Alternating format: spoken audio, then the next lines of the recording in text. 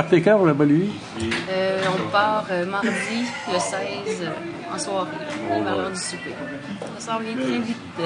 Qu'est-ce que vous allez faire en Bolivie? Moi, je vais être conseillère en développement éco- et ethno-touristique communautaire. Je suis anthropologue de formation. C'est vraiment un projet avec les communautés autochtones Aymara. C'est vraiment développer le tourisme dans 8 villages qui font partie comme d'une union de plusieurs communautés autochtones. Comment vous faites pour partir sur un projet comme ça? C'est une organisation internationale? Oui, on part avec le CECI, le Centre d'études et de coopération internationale. C'est vraiment une des plus grosses ONG au Canada. Je crois que c'est la deuxième plus grosse. Et on a des projets vraiment partout dans le monde, puis dont celui-là en Bolivie. Même en Bolivie, ils ont plusieurs projets aussi. Mais j'ai pris celui-là qui allait mieux avec ma formation. Vous partez pour combien de temps? Je pars pour 1 an. 1 an, c'est sérieux? Oui. 16 février au 15 février. Ça prend de l'organisation un peu? Oui, il faut organiser la vie, déménagement et tout ça, paperasse. Puis le ceci nous aide beaucoup aussi. Là, on a vraiment eu beaucoup de chance. Ouais. Et puis là, en plus, vous partez avec le copain? Oui, c'est ça, mon conjoint m'accompagne. Oui. Comment se fait-il que vous pouvez l'accompagner pendant 1 an sur un projet comme ça? Ben moi, ça tombait bien. Je suis au doctorat en histoire, puis je suis rendu à la rédaction, puis aussi lecture puis préparation de mes données pour mon projet. Donc, j'amène tout mon matériel. C'est pour ça, quand on disait que c'est de la préparation de la logistique, il fallait que je ramasse mes documents pour ma recherche. Et je m'en vais faire ça en Bolivie à distance. Ça me permettait d'accompagner Andréane sans trop de problème. Si je comprends bien, vous allez avoir accès à Internet, donc... Oui, c'est ça qui était un critère important. On s'était informé avec le CECI dans la ville où on va être, voir si on était capable d'avoir un accès Internet là, qui était intéressant. Puis il n'y aura pas de problème. Donc je vais communiquer avec mon professeur qui me dirige pour ma thèse à distance. Je vais faire le travail à distance dans le fond. Puis pour nous aussi, le fait que vous allez avoir une connexion Internet, c'est intéressant parce que vous allez pouvoir nous faire part de votre activité là-bas. Oui, ça va permettre de garder le contact avec nos familles, nos amis, puis les gens de la région aussi. Puis justement, peut-être promouvoir un peu la coopération internationale, puis expliquer un peu le genre de projet qu'on peut faire dans ce domaine-là. Parlons-en un petit peu plus en détail du projet. D'abord, là-bas, c'est tout en espagnol.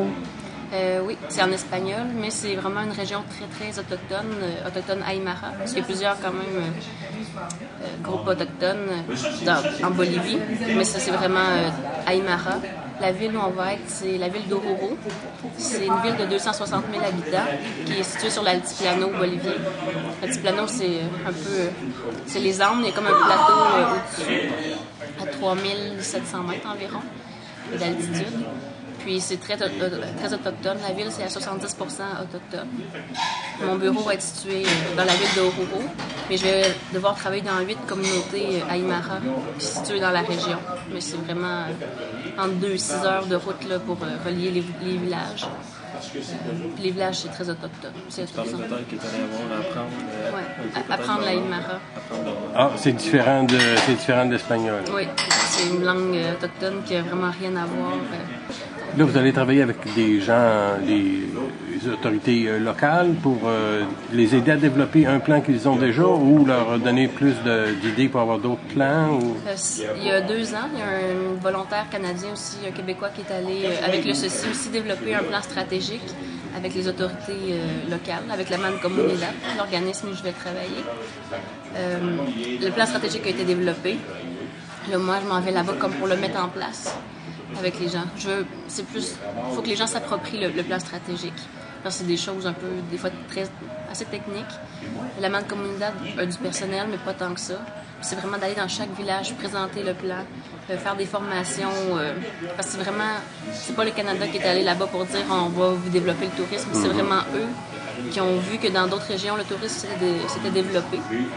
Puis dans cette région-là, c'est l'élevage du lama qui est à la base de l'économie. Puis les gens ont dit on pourrait développer le tourisme pour vraiment améliorer notre économie locale.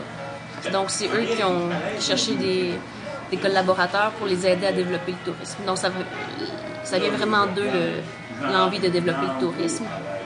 Dans le fond, on va être dans la ville de Oruro, qui est environ ici, au nord du lac Popo, environ ici à 3 heures de la capitale La Paz. Puis le territoire que je vais couvrir avec les 8 communautés, c'est vraiment tout ici dans l'Altiplano. C'est pas très loin non plus de la frontière du Chili avec Arica. Donc c'est vraiment ici, là, entre La Paz et Oruro, la région où on va travailler. Vous allez avoir le temps un peu de faire du tourisme. Allez-vous aller à La Paz? Oui, La Paz, dans le fond, le bureau du ceci est là-bas, à La Paz. Donc, genre des réunions sûrement mensuelles à La Paz. Il y a quand même plusieurs villes à 3-4 heures d'autobus. Donc, les fins de semaine, on va pouvoir en profiter. J'ai aussi 4 semaines de vacances. Donc, on va sûrement revenir au Québec pendant l'été, une semaine ou deux. Puis, on va prendre 2 semaines aussi là, pour vraiment bien connaître la Bolivie. Peut-être même traverser au Chili, connaître un peu les environs.